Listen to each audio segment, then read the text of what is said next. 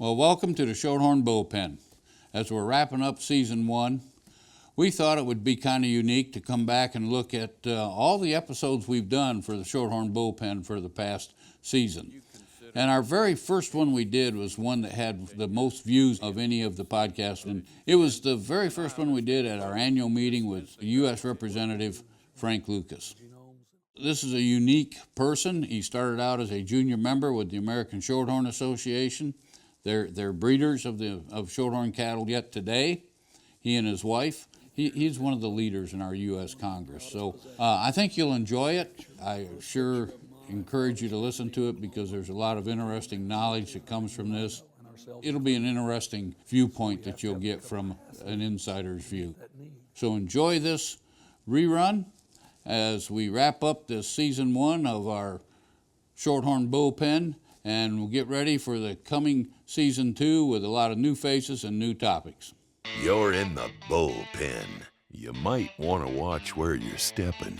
Here's American Shorthorn Association CEO Montie Soules. Our guest today is the Honorable Frank Lucas, U.S. Representative from the state of Oklahoma.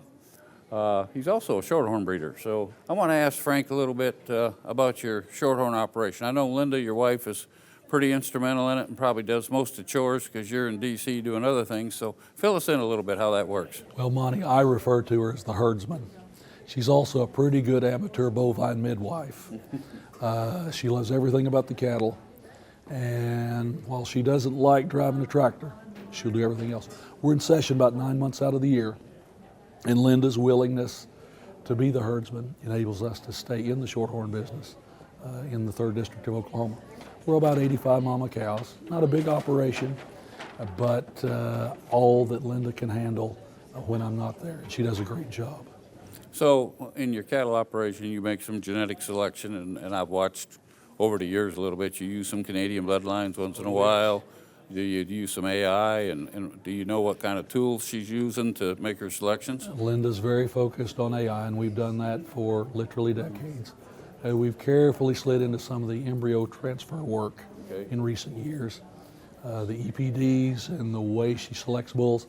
When we started out 30 plus years ago, the program was a little more complicated, but with the use of the birth weights and all of the other things, it's really amazing how much more efficient the Shorthorn breed is, for that matter, the cattle industry as a whole.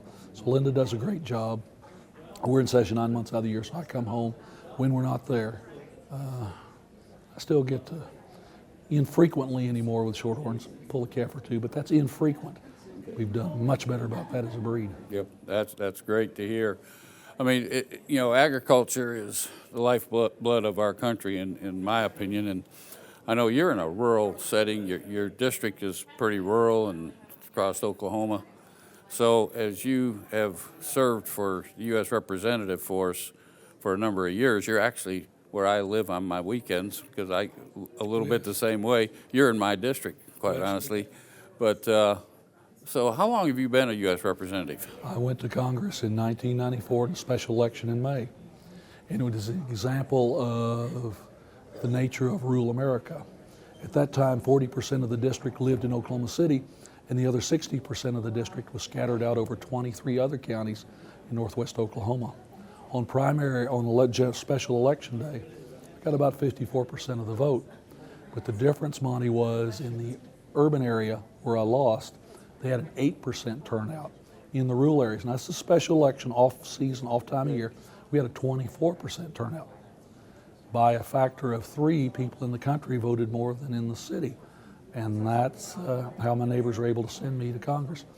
I served on the Ag Committee in my tenure there, been a part of every farm bill, watched the transformation of the safety net. When you and I started out, the safety net was essentially something that the crop guys and girls depended on. But now since 2014, we've added products to enable livestock producers, beef cattle people in particular, to help spread out the risk. And in the world we live in right now, whether it's the wild gyrations in input cost or the wild gyrations in prices based on COVID and wars in Europe and all this and that and the other, it's important we have those safety nets. what would you consider the biggest change you've seen since your tenure being in D.C. as you sat here and look at our political scene, quote, quote, a little bit today, that it's different for me as I've got a little white hair than what I remember earlier. So what's some of the big changes you see? And it probably has affected a lot of our daily lives in the way of how we do business, more so than just Shorthorn breed, but everyone. Well, as the shift from rural America to suburban America to the inner cities has continued to accelerate, there are fewer and fewer members of Congress who have congressional districts that are truly rural. I have part of the suburbs of Oklahoma City, part of the suburbs of Tulsa, but I'm fortunate enough, my biggest community is Stillwater, home of Oklahoma State University. When school's in session, about 60,000 people. When OSU's not in session, it's Enid, Oklahoma, 50,000 people. I'm not sure there are many congressional districts where the biggest town 3 times a year is 50,000 people. So I'm very lucky in that regard. It means, though, that I and the members of the Ag Committee, the folks from rural America, we have to work really hard to educate our colleagues in Congress. Because I believe, Monty, the lion's share, the overwhelming share of my cohorts want to do the right thing for the right reason. But if you've never been outside of the city limits, if the only thing you know about your dinner is what you see on the shelf in the grocery store or on the plate in the restaurant when it comes out, if you have no clue about livestock agriculture or crop agriculture or weather or international markets or the futures markets, if you don't have a clue about that, it's hard to cast the right votes to help make sure we can raise the food and fiber we need. So I spend a lot of time with my cohorts trying to share the knowledge, share an understanding, inviting them out into our districts, inviting them to participate in things to try and get that across. Another issue that's made it more challenging is with the arrival of smartphones, these mini computers that everyone carries in their pocket. We're in a society, Monty, where everyone expects instant gratification. And the legislative process is slow, it's awkward, it's clumsy, but that's a self-protection mode. You want to slow things down when you're making major decisions. So dealing with this desire for instant communication, by the same token, as we're doing today, the modern world provides us with opportunities to share information, to educate people. But like the American Shorthorn Association, like me, myself as a member of Congress, we have to constantly work at it, don't we? Yeah. Well, what you're describing is the same thing I work. I work with a board of directors. Mm-hmm. They're there for a purpose. It's multiple people. Mm-hmm. It takes time to get the good things done, and it's a good thing because it's a check and balance, and they go through that process. Mm-hmm. And they make sure they've done the right thing for the breed and for the organization. It's the same process that you're talking about, and I understand totally this instant gratification because everybody that we do business with wants this instant gratification, and sometimes we just can't provide it that fast. We got to go through the process. The process was set there by our ancestors many years ago, whether we understand that or not, and democracy is a good thing. Oh, absolutely. And so that's interesting when you give it that perspective because I think it's very relative to what we do within the American Shorthorn Association on a daily basis as well. There's lots of focus with people on the safety net part of the commodity programs of the Farm Bill, but we're also agricultural research, rural development, we're farm credit, we're nutrition programs, we're a variety of things. And a lot of times folks don't understand the amazing success of the agricultural research enterprise in the United States, whether it's the land-grant universities. I'm an Oklahoma State graduate. Know lots of good folks who are K-State graduates. I have a Texas A&M employee or two on my DC staff. But the scientific model, and that's a big part also of the American Shorthorn Association. And I would say all the other ag groups is trying to help make sure that those public dollars, state and federal, are used to move the body of knowledge, the science of being cattlemen and women forward. How much it's changed since you and I were pups. Oh, yeah, a lot. And quite honestly, I've been fortunate in my life that I've been able to do a lot of international travel, a little bit of international consulting. And those folks that haven't had that opportunity, exposures that you get, I don't think they really understand what the value of our university systems in the United States. It's set us apart from the rest of the world is our land-grant universities when it comes to agriculture, not just livestock genetics, but all of agriculture and even many other fields. But I've traveled in South America extensively, and it's just astronomical how they look to us for guidance as the United States of America. And it's because of the things that are coming out of your office and your house there at the House of Representatives and the Senate, and just all of our representatives that keep everything flowing that makes that all work. When President Lincoln signed the Morrill Act that created the land-grant universities in 1862, it was the first time in the history of the world where if you had enough ambition and enough smarts, you could secure a college education. That didn't exist before. You had to be wealthy, you had to be from a strategic community. We opened it up to the world. And research and extension, who do you think develops and trains the scientists? Where do they earn their masters and PhDs and their bachelors? It's in the university system. That is the farm team, just as our Shorthorn pureblood breeders are the foundation stock seed producers, so the land grants, the universities, provide our scientific seed stock. They're the source of our employees at the American Shorthorn Association. Yes. Without them and the knowledge that they carry behind them that they've received there, they're not as valuable to us to be in our employment and serve the breeders of the American Shorthorn Association. So as you look forward now, and we see, you get a vision here a little bit of what do you see on the horizon that can happen through the political scenes, or what we see that you personally might like to see occur in the House for farmers and ranchers across America? First, let me say, Monty, we've essentially crossed the 8 billion person mark on planet Earth. The need for more food and fiber, protein in particular, is only going to grow dramatically in the lifetime of everyone that you and I know, and ourselves included.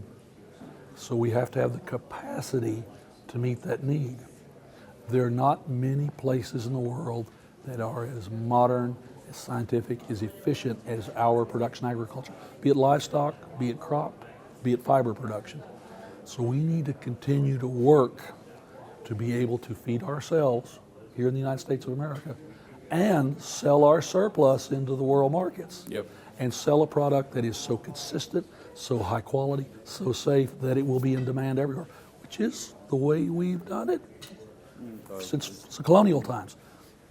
So that said, making the investments in things like the Farm Bill, so that we do the research, so that we have the tools like crop insurance and livestock insurance to protect us from droughts and fires and hurricanes and blizzards, things we have no control over, and a little price protection, because we can't control what happens on the other side of the world.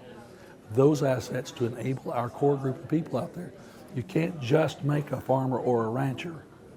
That's a lot of science, but it's a whole lot of art, and it's a whole lot of legacy, preserving our capacity to do all that. It is, I believe, truly one of the best investments that the American taxpayer makes, is the Farm Bill, the safety net, the future that is generated by it. Now, looking forward, we're going to meet that need at home and around the world.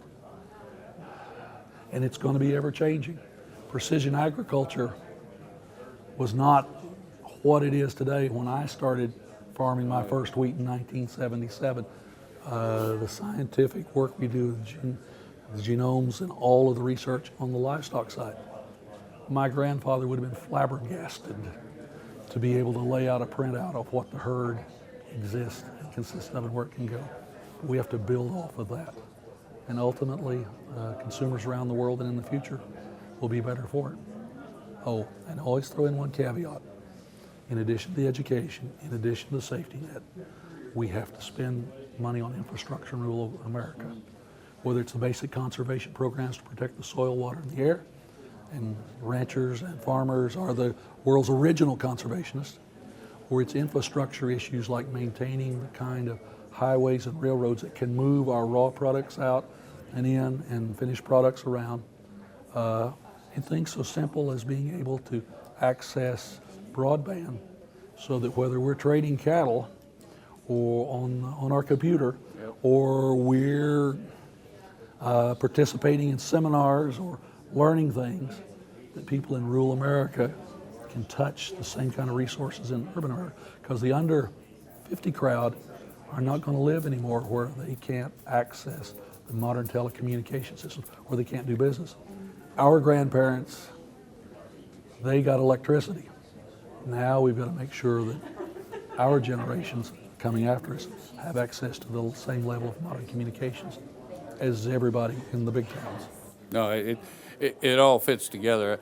Modern agriculture's there already.